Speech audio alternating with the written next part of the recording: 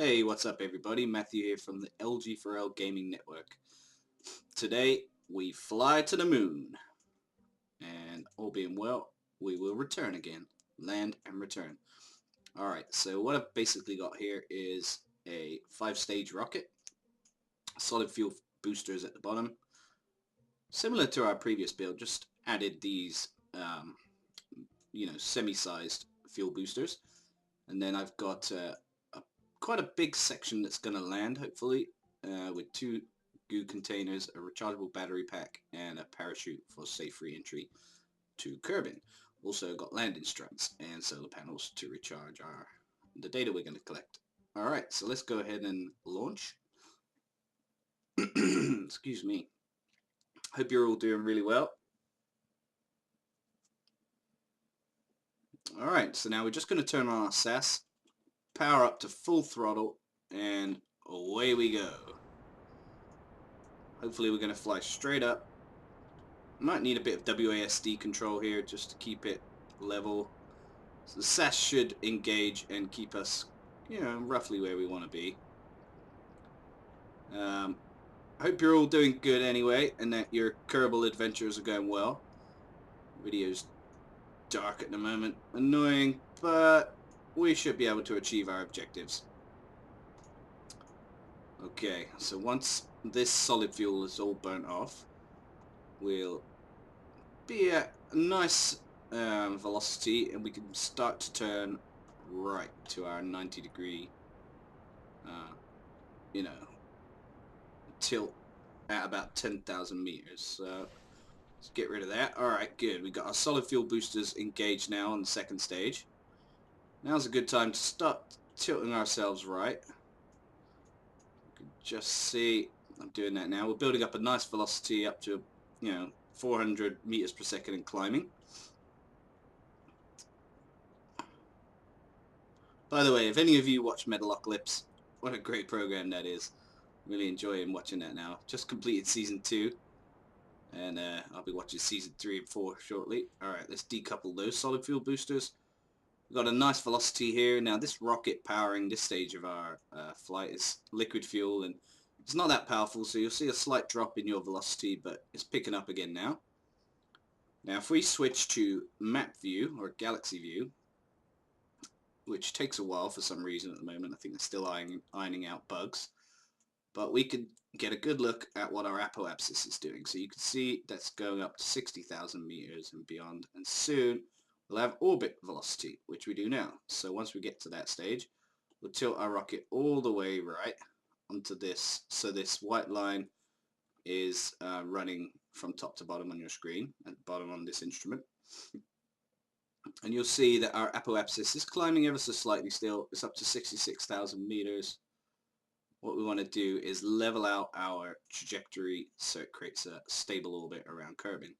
We're going to need quite a lot more speed. You can see if you press this resources button up here, liquid fuel is about 800 and dropping quite rapidly, but all the while we're gaining speed. Our apoapsis is climbing, and all being well, at the end of this stage we will have an orbit around Kerbin. Okay, now this just takes a little while because of the power of the rockets that we have right now. They're not the best, but as I said, this is career mode, so we have to make do with what we got. Please feel free in the feedback to let me know, what's happening in your missions. I'll be really interested to hear. And also how you build your rockets, what the theories are, stuff like that. I think my rocket's a bit overkill for this, but during testing it worked well. Did what I wanted it to do, so that's the main thing, right? And as long as we get loads of valuable data, then we should be set. Okay, now we're dropping close to 500 liquid fuel now, but our apoapsis and our orbit is going well, so can't really complain. And the theory is, because the moon's gravity is so weak, it shouldn't require that much that much fuel to escape it. That's what I'm hoping anyway. Let's add a maneuver at the apoapsis. Drag this green node out a little bit till we see the apoapsis and the periapsis flip. Now what that's doing is just basically giving us our circular orbit So at roughly any point on that trajectory around Kerbin, we can begin our maneuver towards the moon, wherever is appropriate. If you were doing it with an elliptical orbit, so not circular orbit, then it'll be a bit more difficult to get the correct trajectory towards the moon. So let's go ahead and press the full stop button now a couple of times, get the speed ticking faster. And you can see our node in T time is what we want to look at the bottom there. That's gradually going down to the 3 seconds that we require. So about here, I'm just going to fire up my rockets again, complete this burn. As that drops to 0, you can see the apoapsis and periapsis have now flipped, which is exactly what we want. Okay, now we scroll out a little bit, click on the moon with our left click, set as target, and then we can kind of make a guess whereabouts on our orbit around Kerbin we need to set our maneuver in order to approach the moon. So I'm going to go ahead and do it from here. Keep dragging that out just a little bit. And is that good enough? That looks pretty good to me. Alright, so managed to do that in one there. So now we want to turn our ship, excuse me, using the WASD keys in order to find that maneuver node, which is this blue node on this bottom central instrument that you see on your screen. Once we get our orange marker over that blue node, then we'll know that we're heading in the right direction. Now, as you can see, if you pay close attention to the node in T time, it's 21 minutes, so let's speed up our time scale again. We don't want to be waiting 21 minutes with nothing happening, so let's just speed this up. 15 minutes, 14, 13, 11, 10, 9, 8, 7. Sounds like I'm counting down for liftoff. 6, 5, 4, 3, 2, and 1. And there we go. Alright, so let's do our burn now. Turn our thrusters up to maximum. And you can see our delta V, which is shown by this green curved bar on the side of the bottom central instrument. That's dropping. Once that gets to, around 0, then our maneuver is complete. If we look at our liquid fuel, it's at 300 and something. But very soon we're going to run out of fuel on this stage and we'll need to press spacebar in order to activate the next stage. So let's keep this burn going. There we are. Now press M again. Go back into this view of our rocket. Press space again to activate that little booster. Now, this is a tiny little engine. Very little thrust, but quite a high ISP. So hopefully this is going to succeed. Alright, there we go. So we've got our encounter with the moon. Looks like it's going a bit wonky, but let's see what happens when we get there. Now we're going to want to speed up time again because this is again a long journey. I've turned it up to 6 green arrows. And when that blue line becomes the orange line, that's when we're within the pull or the vicinity of the moon. So I'll wait for that to happen. And there we go. What we can see is we now have a periapsis above the moon. So in order to get an orbit around the moon, click on the periapsis, add maneuver, drag this arrow out. No, drag the arrow with the cross out in order to create a circular orbit. But I want that orbit to be quite close on this maneuver. So that's going to be our closest approach, if we keep it there, will be 105,000 meters. We want it even closer than that. So let's make it 12,000 would be amazing. We need a delta V change of 299 meters per second. So let's go ahead and maneuver our little orange module over the blue node. And again, we've got to wait 1 hour for this maneuver opportunity to occur. So let's speed up time. We don't want to be waiting that long. As you can see, this is going really fast now. Make sure you don't overshoot it. So just control the warp speed with the comma and the full stop keys. We're nearly there. Going to require a 30-second burn here, so let's go ahead and do our burn now. This is again reducing our speed, and you can see we've still got 240 roughly liquid fuel. By the end of this, probably have 220, maybe a bit more. Alright. Now you can see this blue line is getting ever closer to the moon, so our trajectory is performing as we wanted it to. Wait till this periapsis gets closer and press X to cut your throttle. Okay, now you'll see our closest approach to the moon with this orbit will be 11,000 meters. As you can see, our rocket will be flying from left to right, so as it goes around here, we'll be getting very close to the moon. So what I'm going to do is, once I get to the periapsis, I'm going to set another maneuver, drag out this green or yellow circle with a cross in it, make that get even tighter to the moon. Here we go. So our periapsis and apoapsis are now flipping. Apoapsis 13,000 meters, periapsis 5,000 meters. Now that's good. So what we want to do again, maneuver our ship by using WASD keys. So it's pointing over that blue module in the bottom center of your screen. Fast forward time so we can get through the node in T time, which is 1 hour and 10 minutes or so. So that's going really fast. So slow it down a little bit just so we can control it and don't overshoot our opportunity to do our burn. Now, the estimated burn time is only 14 seconds, which is quite nice. Alright, so there we go. Now let's do our burn now. Still got a fair bit of fuel here. 200, over 200, which I'm hoping will be enough to get me landing and then, you know, escaping the moon as well. So, alright, that looks like a good little orbit we got there. We'll be relatively close, so that will give us a shallow entry point to the moon, hopefully meaning we won't need to reduce our speed as much as if we were just flying directly into it.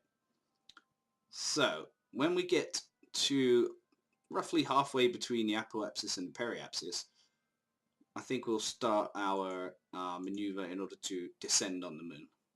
So again, drag that little circle with a cross in it, and you can see the orange line touches down on the surface of the moon.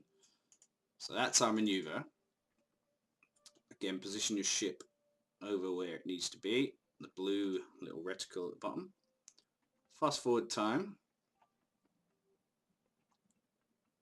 Because we're below 25,000 meters, we can't go more than 50 times warp speed, but that seems to be quick enough. We're on 14, 13, 12 minutes till T, or our node, and all being well, we're going to have a nice shallow entry requiring not much fuel to land on the moon.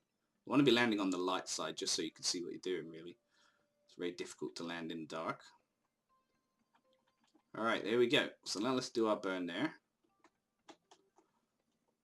And as you can see, we will be landing on the moon very shortly. So let's go ahead to the rocket view. You can see us sort of skimming across the surface of the planet here.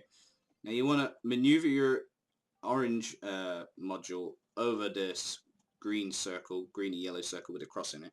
Right now is a good idea to press F5. That will quick save your game. So if anything happens here, you can deal with it and just hold down F9 and that will recover you to the state you were in previously.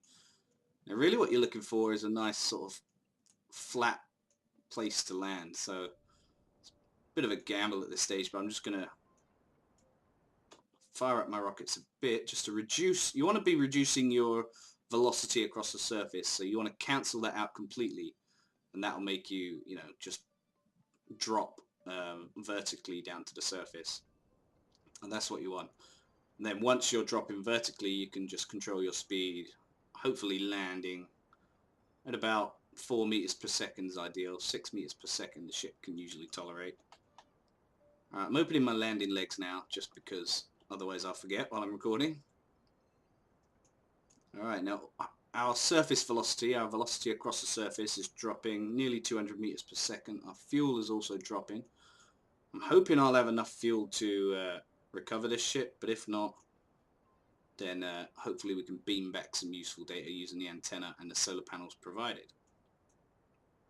Alright, nearly cancelled out our velocity, so let's just see where we're at. just keep maneuvering your ship over this yellowy green symbol on the bottom instrument of your screen here. And then basically all you need to do is power up your thrusters once you're doing that. It's too early for me to power up my thrusters. I'm just making an educated guess based on the altitude I'm at, which is 7,500 meters, and then my speed, which is only like 60 meters per second. It is increasing, but with practice and experience, you'll get used to that and know when you need to sort of turn on your speed and stuff. This looks relatively flat where I'm landing. Again, I'm going to go ahead and press F5 to quick save. Alright, now I'm just going to start powering up my rocket because we are dropping quite quickly. So put a bit of thruster in there. I want this speed to drop to, like I said, around 4 to 6 meters per second is ideal. You can't use your parachute on the moon because there's no atmosphere as such, so we're really relying on our thrusters. Just increasing the speed. You really need to just sort of keep watching your surface approach speed and your altitude. So my surface approach speed is dropping nicely. Still got a nice amount of fuel. There we go. I'm just going to cut my thrust there. Alright, a little bit more thrust. It's going too fast.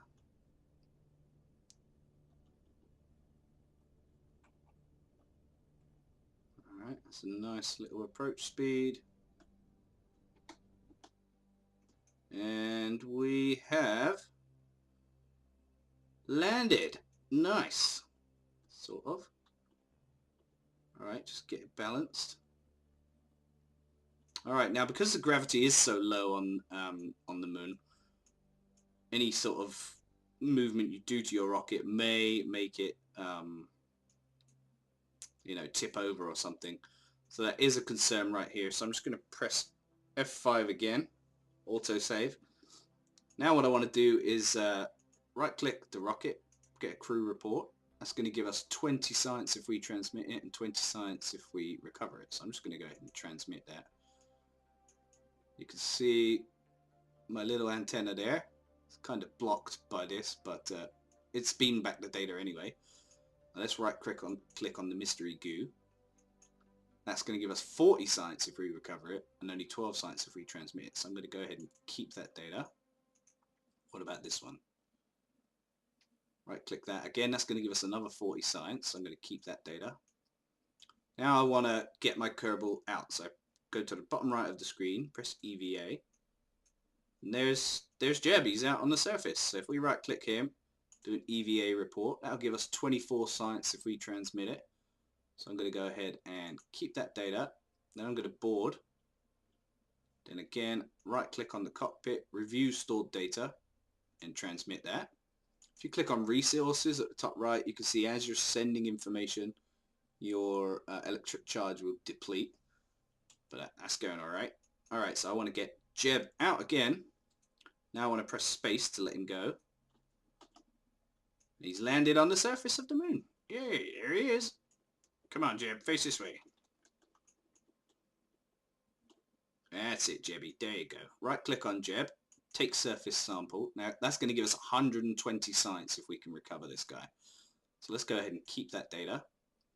Click on EVA report. That'll give us another 32 science. You start to say something dramatic and poignant about the plight of Kerbal kind in this grand universe, only to be cut off by random radio chatter that the situation is nominal. Nice little reference to when Neil Armstrong landed on the moon there. Alright, again, keep that data.